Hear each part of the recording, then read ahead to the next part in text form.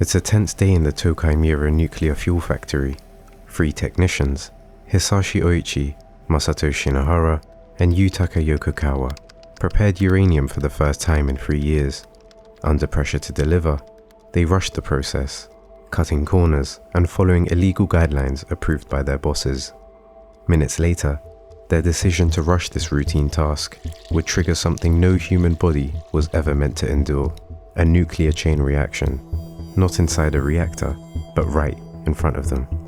Over the next few months, Hisashi Ouchi would become known worldwide as the most irradiated man in history.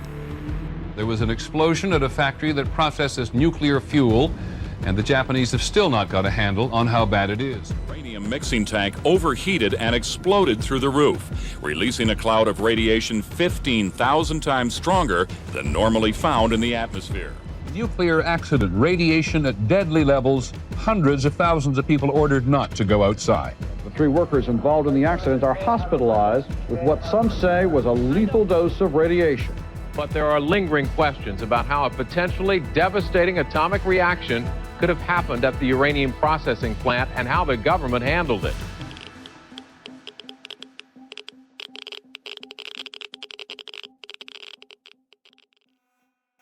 At 10:35 a.m., the gamma radiation alarms in the Tokai Mura facility begin to ring. In front of Ouchi and Shinohara, a blinding blue flash, known as Cherenkov light, lights the room for a split second. A Cherenkov light occurs when nuclear materials go through criticality, a self-sustaining chain reaction, uranium atoms splitting and firing neutrons that strike and split other atoms in turn. The neutrons move so fast that in water or air, they outrun the speed of light, releasing the blue glow usually only seen deep inside nuclear reactors. But here, it was happening in open air, just meters from the men. This wasn't supposed to be possible. The facility had equipment designed to prevent this exact scenario. The proper procedure used 3 tanks in sequence. First, uranium powder with an enrichment of 5% was dissolved in nitric acid inside the dissolution tank. The solution was then pumped into a tall, narrow buffer tank, purposefully designed this way to keep a smaller surface area of the mixture and ensure the neutrons escaping from the uranium atoms would fly out of the solution rather than collide with others and set off a chain reaction. Finally, the buffer tank would slowly feed the solution into a wider precipitation tank where it could be stirred safely. The entire process was designed to control the flow of the mixture so that criticality events are avoided. However, 3 years before the incident, the JCO, or the Japan Nuclear Fuel Conversion Company, quietly changed the process to speed up production. Without regulatory approval, they instructed workers to mix uranium by hand in stainless steel buckets, then pour it directly into the precipitation tank. With the company already behind on schedule by 2 days, the men made the shortcut even worse. They weren't using 5% uranium, but a batch enriched to 18.8%, almost 4 times higher than the system was designed to handle, cutting even more corners on a process that was already dangerous and illegal. Shinohara starts pouring the uranium solution into a funnel, which Ouchi is holding over the wide precipitation tank. Just a few meters away, their supervisor Yokokawa sits at his desk. By the time roughly 40 liters had been added, the tank went critical. In an instant, beams of invisible neutrons and gamma rays burst out, striking the 3 men. A lethal dose of radiation is around 5 to 8 sieverts. Ouchi absorbed the most, about 17 sieverts, more than double the fatal limit. Shinohara received around 10 sieverts, and Yokokawa about 3. Almost immediately, Ouchi and Shinohara were overwhelmed with nausea and pain. They staggered with Yokokawa toward the changing room, where Ouchi vomited violently and then collapsed. Within hours, the 3 men are rushed to the National Institute of Radiological Sciences in Chiba. Dr. Kazuhiko Maekawa, one of Japan's leading experts in radiation sickness, was brought in as their head physician. At first glance, Ouchi didn't look like a man who had just taken a lethal dose of radiation. He looked almost normal, was friendly and talkative. 先生が下から上に連れてきて、ICU の中であったんですけども、そのまま個室にいつものようにストレッチャーで普通の入院患者さんみたいに入ってきて、1日で一気に日焼けをしちゃったぐらいの赤さを帯びてて、手で手がすごい腫れてて、でそっちが痛いっていうふうに言ってて。 But Dr. Maekawa knew this was only the beginning. Radiation sickness follows 4 stages. The first is the prodromal stage, the immediate symptoms like nausea and vomiting, which Ouchi had already shown. Next comes the latent stage, a deceptive period when the patient appears to recover. Ouchi was in this stage now, seeming almost normal on the outside. The third stage is the manifest illness stage, when the real damage appears. In typical radiation accidents, this stage usually means hair loss, infections, bleeding, diarrhea, and sometimes skin burns. However, Ouchi's dose was far higher. The final stage is the outcome, either recovery or death. Knowing what was coming, Maekawa arranged for Ouchi and Shinohara to be transferred on October 2nd to the University of Tokyo Hospital, where specialists and advanced facilities could take over their care. It was now just a matter of helping Ouchi endure the manifest illness stage and seeing whether his body could handle it. At the University of Tokyo Hospital, Dr. Maekawa assembled a team of 13 specialists. Each morning, at 7 a.m, they examined Ouchi. At 8, they planned his care, and by 6 p.m, they reviewed the results. The first warning sign came from his blood tests. In a healthy person, 20 to 40% of white blood cells are lymphocytes, the body's frontline defense against infection.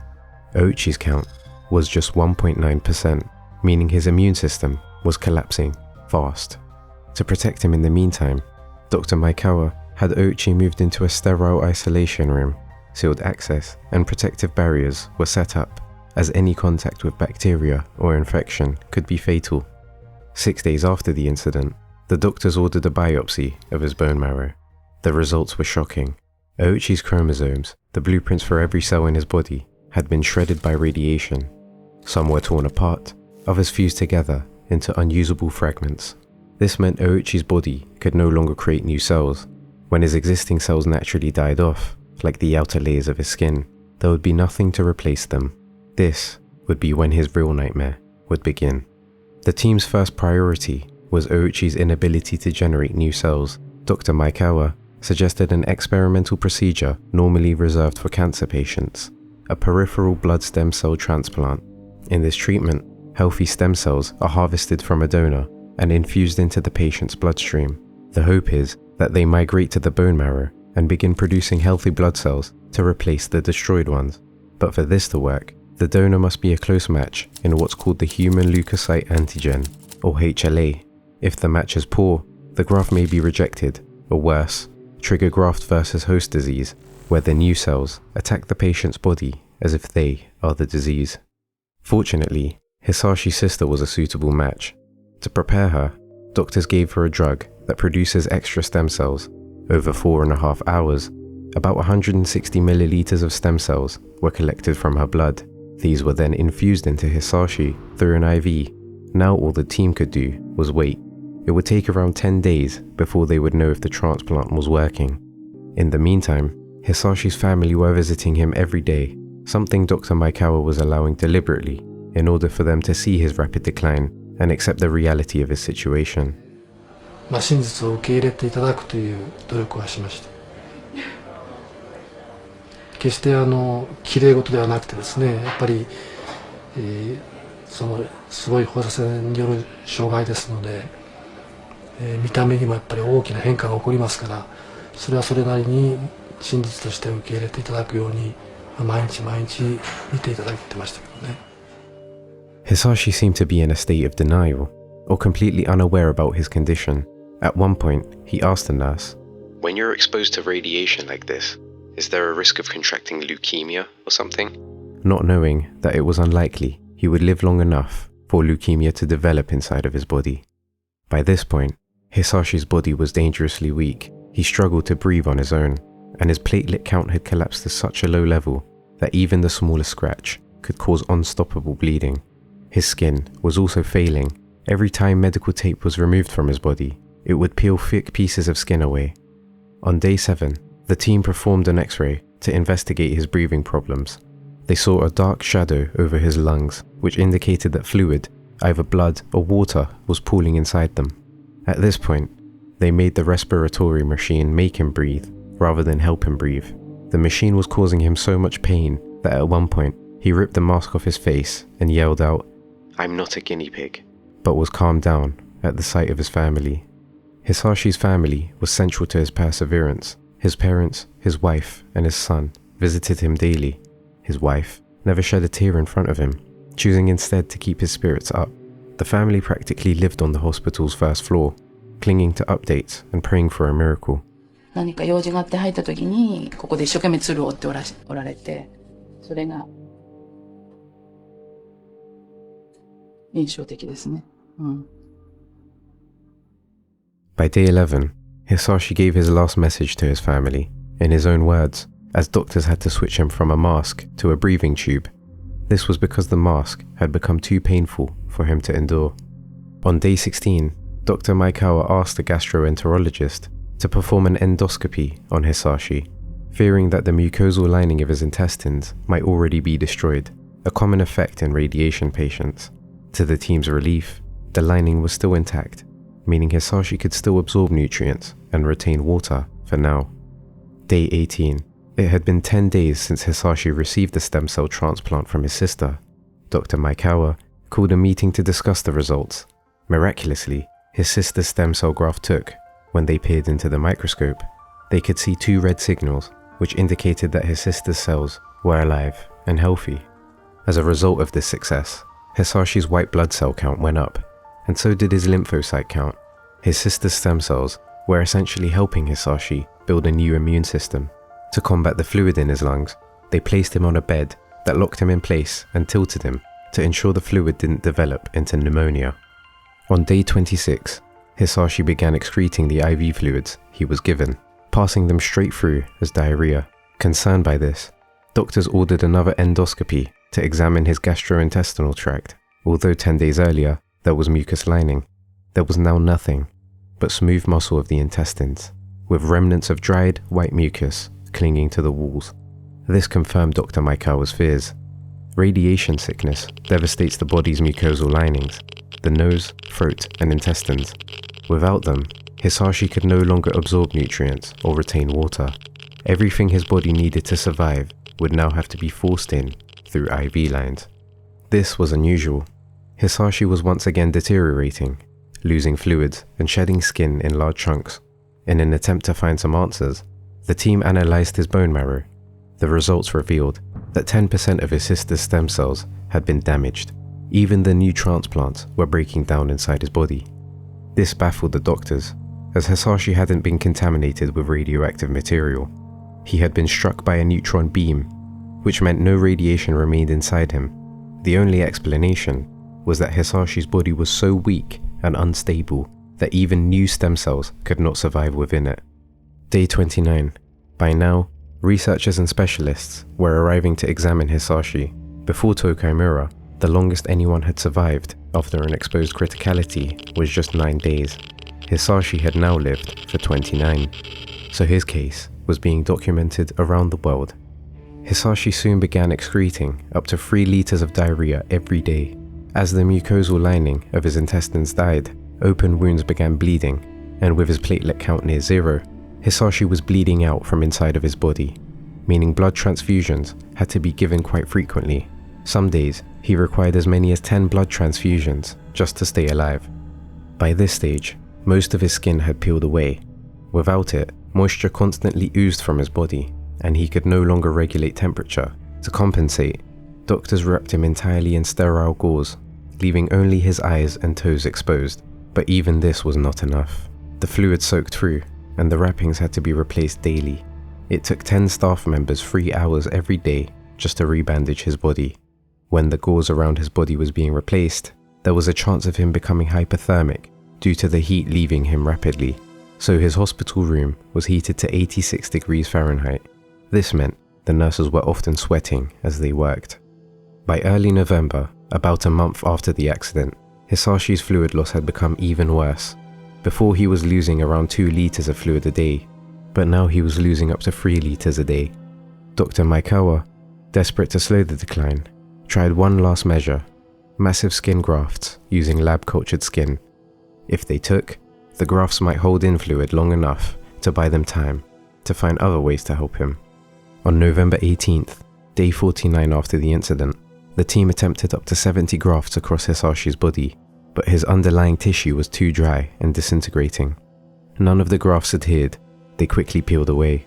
From then on, the team applied grafts not to rebuild his skin, but as temporary coverings, makeshift blankets to trap moisture on a body that could no longer hold any fluid in. The same day, another endoscopy was performed on Hisashi. It revealed his intestines were flooded with blood due to a hemorrhage in his intestines. By November 20th, he needed up to 10 liters of blood and fluids every single day just to replace what his body was losing. By now, almost nothing was left intact. His skin peeled away in sheets, exposing raw tissue that burned and bled constantly. He no longer had eyelids, so his eyes stayed open even when he tried to sleep. His intestines were hemorrhaging, his organs failing one after another. He was kept alive only by a machine that forced him to breathe and by multiple transfusions every day. The massive blood loss and constant transfusions forced his heart to pound at over 120 beats per minute, the same rate as if he was sprinting in place. His body was essentially rotting away while he was still inside it, and although a fentanyl drip fed continuously into his veins, the pain he endured was beyond comprehension. It had now been 58 days since Hisashi was first admitted. Dr. Maekawa was walking past his room when he noticed Hisashi's blood pressure had dropped to 40/30, a sign his heart was about to give out. With no do not resuscitate order in place, the medical team were legally obligated to revive him. At 7:10 a.m., his heart started again, but failed at 7:25. It was restarted, only to stop once more at 7:34, and again at 7:50. Finally, at 8:14, his heart began beating again, this time at 164 beats per minute. Hisashi had lost blood flow to his brain for a total of 49 minutes, which almost certainly caused brain damage, which was evident because from that point forward, Hisashi no longer responded to stimuli. He did not nod, squeeze the hands of his family, or move his eyes. And although it seemed cruel, Dr. Maekawa and his team hoped that at this stage, Hisashi was no longer capable of feeling pain. By December 7th, Hisashi's body had lost all independence. Every vital function that kept him alive was being carried out by machines or drugs. His blood pressure and heartbeat existed only because of a constant infusion of epinephrine. His lungs were no longer able to draw breath. Ventilators moved air for him. Dialysis machines filtered toxins from his blood, as his own kidneys had completely failed. He was constantly connected to an IV drip, feeding nutrients directly into his veins, unable to digest food normally. Regular transfusions and skin grafts replaced what his body could no longer repair or regenerate. What little protection his body had left turned against him. His immune cells turned hostile, erasing his white blood cells entirely. The smallest infection could end his life within hours. At this point, Hisashi was no longer self-sustaining any bodily functions. Dr. Maekawa stated that he had essentially become a marionette of medicine, a body animated by tubes, pumps, and drugs. This was the peak of his decline. Hisashi was living inside a body he no longer controlled. Dr. Maekawa eventually reached the conclusion that Hisashi could no longer recover. On December 19th, 81 days after Hisashi was first admitted, Maekawa explained this reality to Hisashi's family in full detail. He described how Hisashi's heart would collapse the moment medication was withdrawn, how his organs had shut down one by one, and how nothing remained under his body's own control. Maekawa advised that if Hisashi's heart stopped again, the best course of action would be to not resuscitate him. The family was devastated, but agreed, signing a do not resuscitate order in the hope of sparing him any further suffering. 2 days later, on the 21st of December, his condition reached its end. When doctors stopped the epinephrine that had been keeping his heart pumping, his vitals quickly declined.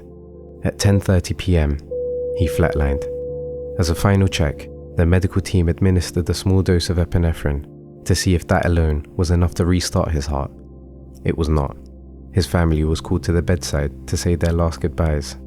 Finally, at 11:21 p.m., on December 21st, 1999, after 83 days of unrelenting struggle, Hisashi Ouchi died at just 35 years old.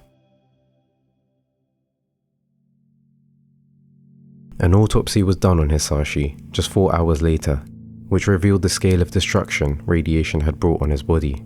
His stomach and intestines were found to be filled with blood.